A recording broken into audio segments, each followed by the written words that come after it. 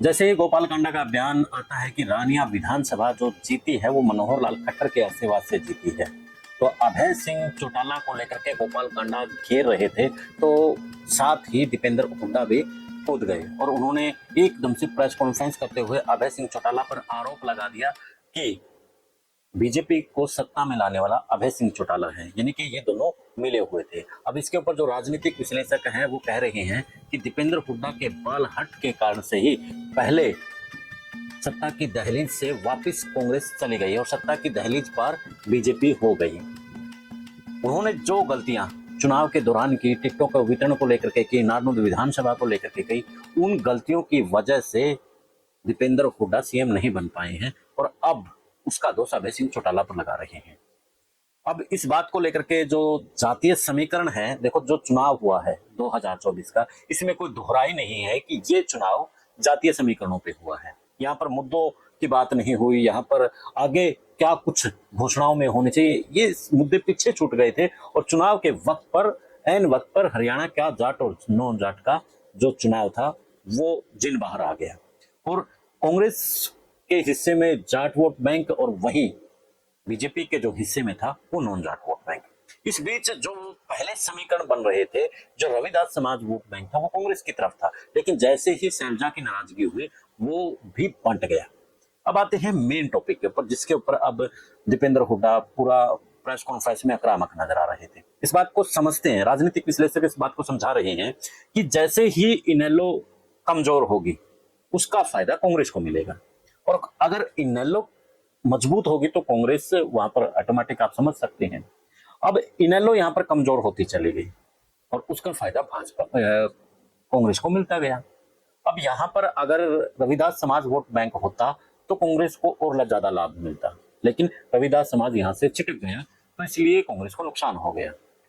अभय सिंह चौटाला को लेकर के लोग कंफ्यूज हो गए चुनाव के दौरान। जैसे ही गोपाल कांडा का बयान आता है, गोपाल कांडा का बयान के बाद वहां सिरसा से जो बीजेपी का उम्मीदवार है वो चुनाव नहीं लड़ता है, तो उसके बाद कहीं ना कहीं जो जाट वर्ग था बीजेपी के खिलाफ हो रखा था, उसने ये मान लिया कि जिस तरीके से दुष्यंत चौटाला ने पहले कहा हम बीजेपी के खिलाफ हैं, लेकिन बाद में उसके साथ सत्ता की गोद में बैठ गए, कहीं अभय सिंह चौटाला भी ऐसा ना कर ले। तो इसलिए उनके अंदर एक डर हुआ और उसी डर के कारण से वो एक जगह कांग्रेस में इकट्ठा हो गई। अगर यहाँ पर अभय सिंह चौटाला मजबूत होते तो बिना अभय के चश्मे के सत्ता में आगे बढ़ ही नहीं सकते थे, चाहे कांग्रेस की आती चाहे बीजेपी की आती, यानी कि बिना गठबंधन के सरकार बनने वाली नहीं थी और सरकार बनती अभय सिंह चौटाला के कारण से, गठबंधन से। अब जो ये खेल हुआ है जिसके कारण से नुकसान हुआ है अभय सिंह चौटाला को, अभय सिंह चौटाला 2 सीटें नहीं बल्कि कई सीटें जीत रहे थे और उसी की वजह से कहीं ना कहीं चुनाव हार गए हैं और वही सीटें जो फायदा मिला है वो फायदा मिला है सीधे तौर पर कांग्रेस को। सबसे पहले हम आते हैं नरवाना विधानसभा में। नरवाना विधानसभा में विद्या राणी बड़ी मजबूत स्थिति में चल रही थी। शुरुआती दौर में विद्या राणी फर्स्ट पोजीशन पर थी, लेकिन जैसे ही गोपाल कांडा को लेकर के बयान आता है और उम्मीदवार वहां से हटा लेती है बीजेपी, तो वहां का फायदा नरवाना में होता है और नरवाना में जो टक्कर में सतबीर देवलैन चला जाता है, यानी कि जो जाट समाज था वो इनेलो से दूरियां बनानी शुरू कर देता है और इसी बात का फायदा बीजेपी को होता है। सतबीर देवलैन और कृष्ण बेदी के बीच में मुकाबला जाने के बाद में कृष्ण बेदी वहां पर चुनाव जीत जाता है।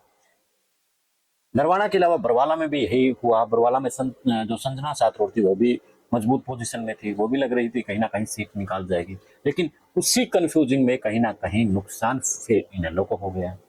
इसी तरीके से ऐलनाबाद में हुआ, यानी कि ऐसे करते करते लगभग 5 से 7 सीटों का नुकसान हो गया।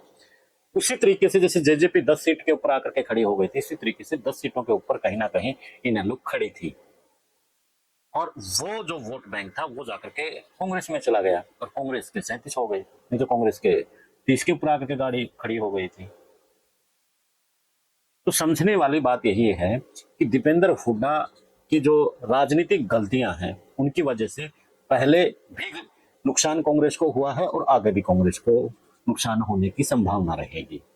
ये आज राजनीतिक विश्लेषक इस बात को कह रहे हैं कि दीपेंद्र हुड्डा को मैच्योर होना पड़ेगा राजनीति में। वो ठीक है, राजनीतिक विरासत का वारिस है वो। पहले उनके दादा राजनीति में थे, फिर उसके पिता राजनीति में हैं, सीएम रहे हैं, तो उसका फायदा उन्हें जरूर मिल रहा है। लेकिन जिस तरीके से वो अब गलतियां राजनीति कर रहा है, वो उसके जीवन की बड़ी गलतियां हैं। अब सीएम बनता वो, अगर वो गलतियां ना करता। कि मैं तो नारनूल से टिकट, जो सूत्र बता रहे हैं इस बात को लेकर के, हर्ष चिकारा ने भी कहा कि एक नारनूल सीट ऐसी है जिसकी वजह से ये पूरा कांग्रेस को ले डूबी है। तो सबसे बड़ी बात जो अब निकल करके आई है कि जो दीपेंद्र गलतियां पहले भी कर रहा था, फिर वो गलतियां करता नजर आ रहा है। वो बाल हट है, जिसको राजनीतिक विश्लेषक अब बाल हट कहने लग गए हैं, कि वो छोड़ करके उसे राजनीति में धुरंधर खिलाड़ी बनना पड़ेगा, नहीं तो बड़ी मुश्किल में होगे, क्योंकि भूपेंद्र सिंह हुड्डा कब तक संभालेंगे। साथियों, क्या लगता है आपको? अभी अपनी राय जरूर दीजिएगा। देश और प्रदेश की खबरों के लिए जुड़े रहेंगे सुप्रीम न्यूज के साथ, और फिर मिलते हैं आपसे नए मुद्दे, नए विश्लेषण के साथ। जय हिंद, जय भारत, जय हरियाणा।